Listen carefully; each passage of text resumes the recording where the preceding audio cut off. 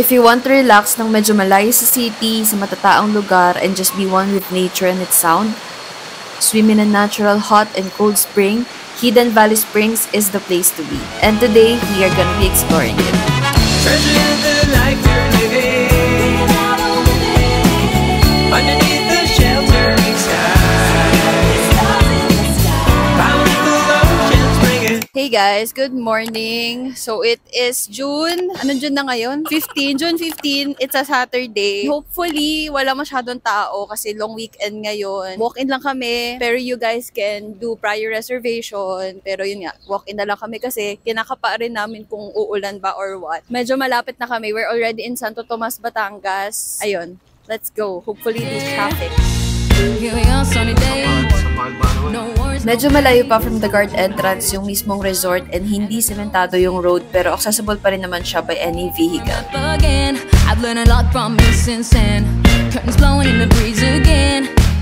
Hidden Valley Springs only accepts cash for walk-ins but they do accept online payment for prior reservation.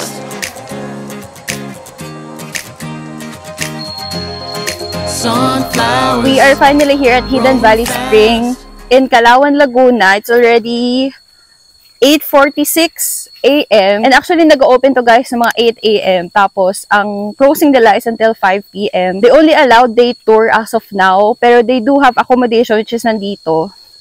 Yan.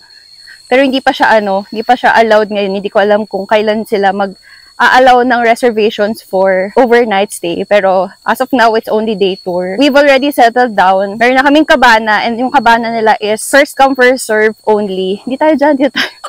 First come, first serve. Tapos, mga 10 kabanas lang ata yun. Yun guys, yung ibang kabana. And then yung sa amin is nanditong part, which is I think is the best part because pagbaba, nandyan na mismo yung main pool nila. Pero don't worry kasi this place, I believe hindi siya ganun nagiging matao because ang pricey niya guys. Bagalan mo. Ang bilis ko ba? Bagalan mo lang yan, nagmamadali. Like what I said, medyo pricey yung entrance dito. Parang 2,800 per head. And that is already inclusive of the resort facilities, lunch buffet, and snacks. Meron naman silang designated parking area and malaki naman siya, walang bayad. Pero kailangan yung maglakad ng mga 5 to 10 minutes papunta sa mismong pool area. Medyo malayo siya. Pero the good thing is wala naman siyang mga uphill or downhill. Patag lang naman lahat.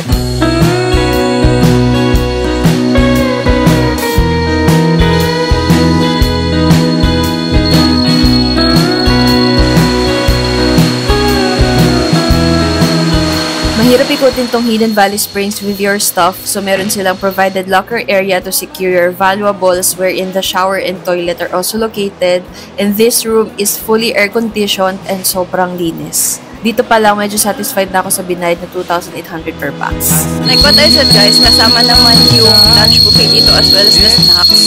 Pero I believe, and based din sa mga vlogs na napanood ko, yung buffet nila is parang Filipino cuisine. Binigyan nila kami ng stub, meal stub para ito yung ipe-present mo kapag ka-enter nung buffet area. 'Cause when you're with me, we're chasing daylight, so alive. Oh, I can't believe the world's still turning and we're hopelessly alive.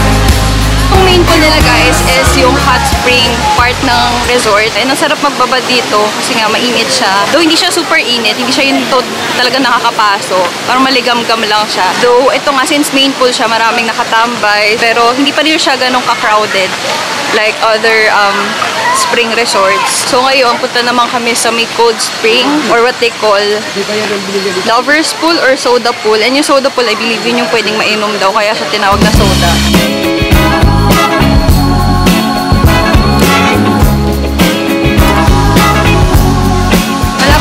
Guys, from the main pool yung soda and lover's pool, which is yun nga yung cold spring nila. Ito yung soda pool. Try mo nga uminom. Naiinom daw to, sabi nila.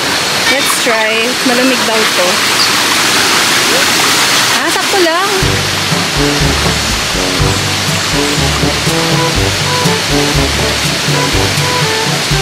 Babaw na. Hey guys, currently here at their soda pool. Nag-mic ako kasi medyo maingay. Hindi ko sure if maririnig niyo ako clearly.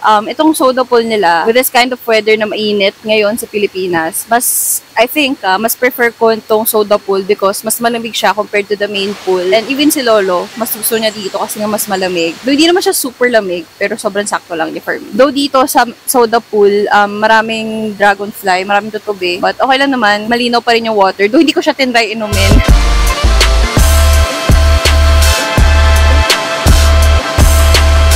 It is already 11:37 a.m. and it's lunch time. So yung lunch is 11:30 to 2 p.m. Yung lunch buffet area, lalaharin mo pa. So mga 2 to 3 minutes siya from the main pool area. Medyo malapit lang naman.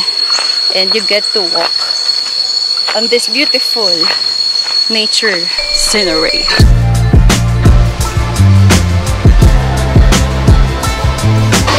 Yung lunch nila, merong squash soup, rice, pansit. Hi, mother. Yung pansit, may lumpiang gulay, fish with sweet and sour sauce, pork adobo, chicken, Hawaiian something, and beef caldereta. On this side naman guys, yung dessert. So may gulaman, nata, de coco, sweetened banana, and then yung sagot gulaman. They also have a coffee area here. Meron din mga tea.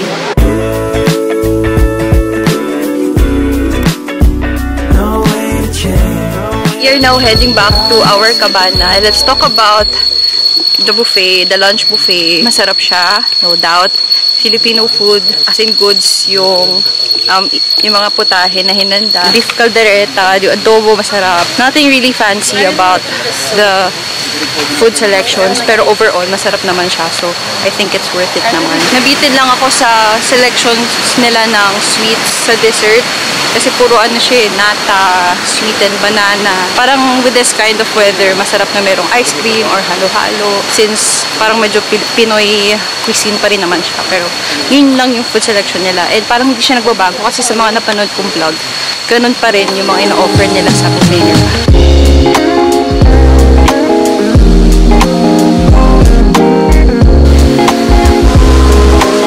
I don't know guys if I have mentioned that Hidden Valley Springs is actually senior friendly. Sa entrance pa lang, hindi siya ganun kalayo from the main pool, which is around 5 to 10 minutes lang, depende na lang sa bilis nyo maglakad. Also, yung main pool from the cottages or the cabanas, meron 2 options. Merong stairs and then merong ramp. So, if ever na merong kailangan mag-wheelchair or whatnot, pwede. Very, very senior-friendly, kaya sobrang sakto nitong Hidden Valley Springs for Lolo since hindi siya ganun kahirap maglakad. And sobrang na-enjoy niya yung scenery because it's nature everywhere. 5. Ano merienda, Garo? Lomi. Lomi? Oo.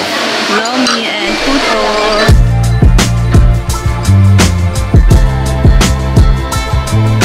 Ano masabi mo sa Lomi? Paminta. Ang dami paminta. Puro paminta guys yung Lomi. Yung puto, carry lang. Yum. Tapos na kami guys mag-snacks. We had Lomi, puto, palitaw, and sagot gulaman. Sakto lang yung merienda. Hindi siya ganun ka-giving. Yung palitaw di kasi ako kumakain. Yung puto, carry lang din. Nabusog naman kahit papano. Yung ginagawa ng iba, napansin ko, naligo na sila bago sila magmerienda. Kami, maliligo pa lang. Tinapos muna namin yung merienda, which I think is better. So, wala na kami masyadong kasabay sa CR. Hingal ako. Alam mo, medyo malayo pa yung kainan dun sa mga cabanas saka sa locker area. Hindi pala siya 2 to 3 minutes lang guys. Siguro mga 5 minutes lang kung mabagal kayo. Ayun.